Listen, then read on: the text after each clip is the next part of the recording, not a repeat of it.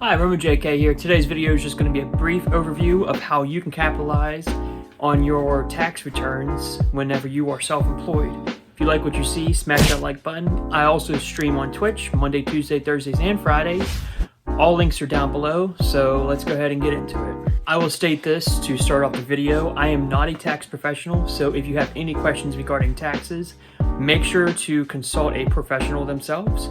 This is just my own experience, and I will be going over some really cool tips and tricks. So, as a self-employed person, you will be receiving a 1099, and on there, you'll be able to claim different write-offs. So, for instance, if you drive Uber, Lyft, Instacart, you can write off 50% of different expenses. You can also do what I did and go over to your service provider. For instance, my service provider at the time was Sprint, and as you see, this little device is an in-car Wi-Fi hotspot, which provides great customer service and a way for the passengers to connect to the Wi-Fi, get some stuff done. The ultimate goal is to provide high quality service and a great ride for the customer.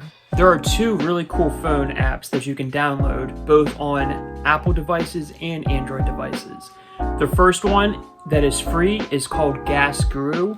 Now this application allows you to find the lowest price on fuel in your area. Why would you drive around and try to find the best price when you can pull up your phone, open the app, and boom, you can find the lowest price and save. The next app that I would suggest you download is called MileIQ. This allows you to track mileage that you drive, and it helps with write-offs at the end of the year for tax season.